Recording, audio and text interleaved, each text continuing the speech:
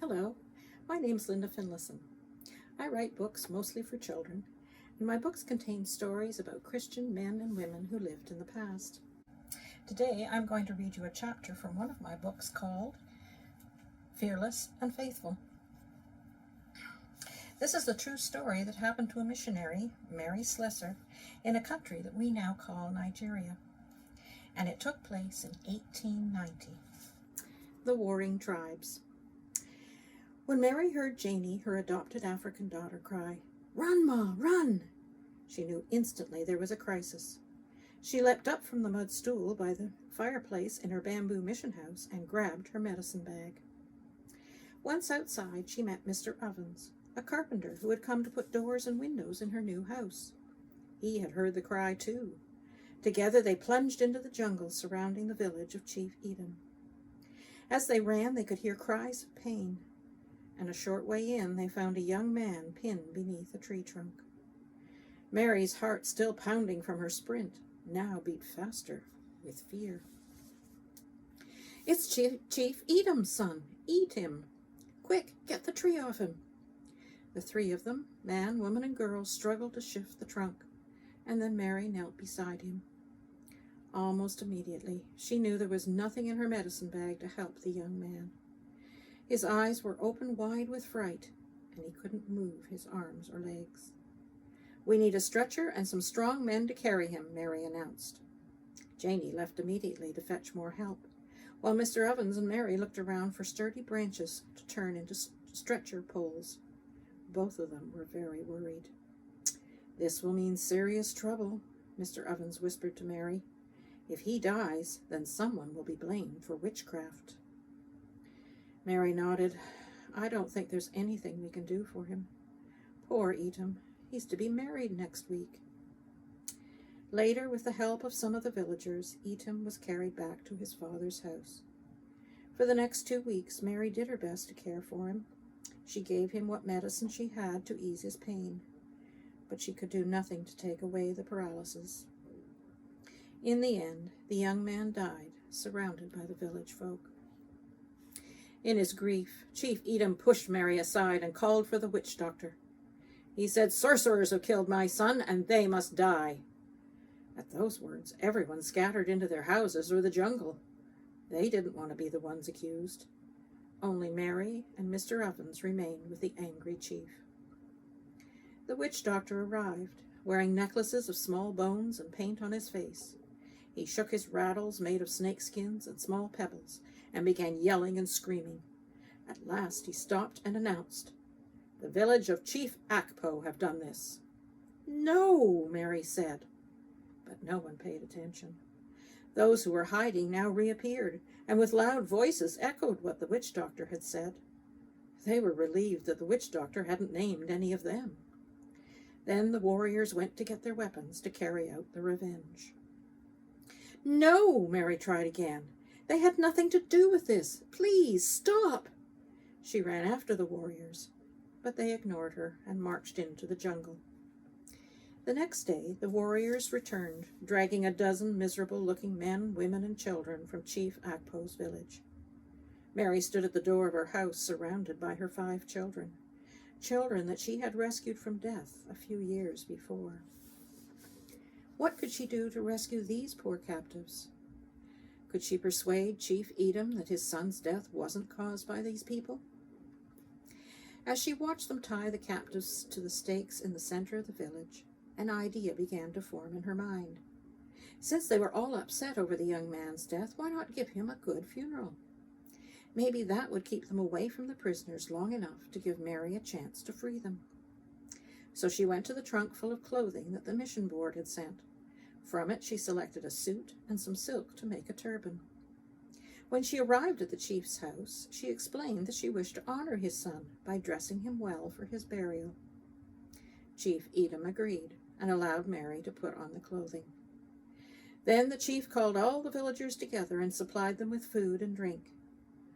Unfortunately, the drink was liquor, and very quickly the funeral became a loud, ugly party. Mary left the drinking and dancing crowd and met Mr. Ovens, who was standing guard over the prisoners. "You must stay here with them. The villagers are getting very drunk and now may try to kill the captives immediately." Mr. Ovens agreed. "But where are you going?" he asked. "To look for the poisoned beans," Mary replied with determination. "I overheard the chief's brother say that they were going to give it to the captives tomorrow. They say if the captives are innocent, they won't die from the poison. But of course that's not true. I've got to save these people somehow." As the loud party continued, Mary crept into the house of the witch doctor, looking for the beans. She found them sitting on a pounding stone, ready to be pounded into powder and put into cups of water that each prisoner would have to drink. She quickly gathered them up and was ready to return to her own house when she heard her name being called out. Rushing back to the center of the village, she found Mr. Ovens trying to hold off several of the drunken warriors from killing the prisoners with their knives. "Stop!" Mary shouted in the loudest voice she could. "Stop it now!" And she pushed her way through the warriors and stood between them and the prisoners. Arms folded across her chest, Mary glared at the men, all the while praying that God would protect her. Stunned, everyone stood still. Then Chief Edom arrived. "You must let my men do their work. My son's death must be avenged," he argued. Mary shook her head vigorously. "These people are innocent. To kill them is murder and against God's law, and I will sit here with them until you let them all go." Then Mary went and sat down among the prisoners. How out of place Mary looked, a small white woman with red hair among the tall, dark prisoners. The warriors looked at their chief and lowered their weapons. They respected Ma Slessor because of everything that she had done to help their people. She had taught their children in school, doctored them when they were ill, showed them how to trade with their neighbors, and taught them about God. They didn't want to harm her, and they couldn't kill the prisoners without accidentally killing her. Chief Edom was angry with Mary, but also fearful of upsetting the other missionaries who came to his village on occasion.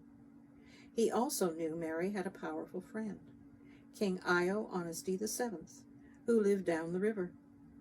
The king had become a Christian and helped the missionaries. So the war chief called his warriors off, but not without a stern warning to Mary. "I will have my revenge, and I just might get it by burning down your house." Mary gasped, knowing that the chief was trying to get her to leave the prisoners to save her house and her children. Quickly she prayed, and then called out to the chief, "Let me have 3 of the prisoners. Let them stay in my house, and Mr. Ovens will make sure that they don't run away." Before the chief could speak, his sister Ma Emmy stepped forward to plead with her brother. Ma Emmy had become Mary's closest friend in the village. "Please, brother, do as Ma Slessor asks. You know she's an honorable woman, and you will still have the other prisoners." Reluctantly he agreed, and before he could change his mind, Mary untied the ropes holding a young mother and her 2 children. "Go, quickly," she urged them. "Mr. Ovens will take you to safety." Then Mary settled back down on the ground in the middle of the prisoners. She wasn't moving, for she knew if she did, the prisoners would be killed. Chief Edom stomped back to his house, while the other villagers all drifted back to their homes too. Only a few warriors remained as guards while the cool night fell. Mary had spent many nights like this over the years out in the open, sleeping on the hard ground. Overhead, the dark sky was filled with stars, and all the noises of the jungle night filled the air. She couldn't sleep, so she used her time to pray. She asked God for protection for her and her family and all these prisoners. She knew very well the chief could order her death, and in the end his warriors would obey him. Only God could stop them. Then she asked for wisdom to know what to do next. Somehow she had to convince Chief Edom and his village that believing in witchcraft was wrong. The next day, Chief Edom demanded that Mr. Ovens make a coffin for his son. It was time for the burial. Mr. Ovens knew this wasn't a good thing. If the people believed someone had died from witchcraft, then they could only be buried after the accused person had been killed. The chief must be planning to kill the other prisoners. So Mr. Ovens decided to bargain. I'll make the coffin if you free some more prisoners. I'll see that they're kept at Ma Slessor's house. The chief was torn. He wanted to bury his son, and he wanted to kill the prisoners. You may have 3 more, he finally replied. When Mary heard the news, she quickly untied 6 more and sent them off with Mr. Ovens before anyone noticed how many. Once more she sat down with the 3 remaining prisoners. She felt hungry and tired, and her back ached from the hard ground. Thank you, Lord, she prayed quietly. Please help me to save the rest. Mr. Ovens took his time building the coffin. Many of the men of the village gathered round to watch, casting glances over at Mary and the prisoners. Mary was trying to comfort the 2 frightened young men and one woman. When the coffin was finished, the chief's son was laid gently in it. Mary watched from a distance, her heart pounding. Now was the time for the prisoners to die. She stood up stiffly, very weary from her days and nights of guarding the prisoners. Gathering all her strength, she placed herself in front of them and stood firm. You must not kill them, she said, looking Chief Edom in the eye. He glared back at her, and the entire village waited in silence. Just then, at that moment, noises were heard on the far side of the village that led down to the river. As everyone turned to look, 2 missionaries with carrying suitcases entered the village, and behind them trailed their Okoyon guides. We made it safely up the river, one of the young men called out cheerfully, even if there were more crocodiles than I've ever seen before. The villagers hesitated, and then went to greet the new arrivals.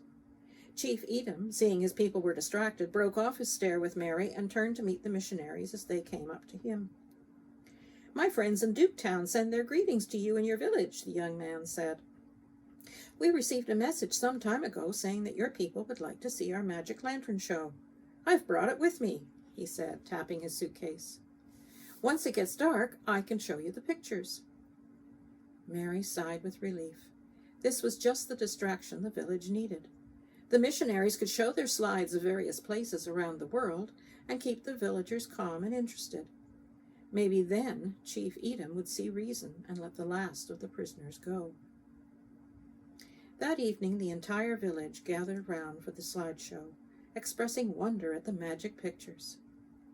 Meanwhile, Mary sat with the prisoners, praying desperately that God would change the heart of the chief. God answered Mary's prayer. The next morning, Chief Edom stood before Mary and the entire village. I want to bury my son. I will let the prisoners go. Instead, I will kill a cow, and that way the blood will be shed for my son and he can be buried. I do this for you, Ma Slessor. It's more than I have ever done for anyone else. With great relief, Mary fell down on her knees and thanked God right in front of the whole village. As she stood up, she bowed to the chief. Thank you, she said. And then, taking the opportunity that God had made for her, she told the whole village again about how God had sacrificed his own son to pay the penalty for their sin. Some believed that day and became Christians. If you enjoyed this story, you might like to read some of my other books. Both Fearless and Faithful, which I read from, and Strength and Devotion are about women who took risks for God. Both the boys' stories, Adventures and Faith, and Danger and Dedication, are also about men who took risks for God. Guarding the Treasure tells the story of the people who translated the Bible. And Wielding the Sword is about preachers and teachers of the past. Mary of Orange is a true story of a princess who is at the mercy of kings. Courageous Doctor tells the story of Dr. Wilfred Grenfell, a missionary to the east coast of Canada. And last of all, my most recent book is God's Timeline, which is a colorful history of the church.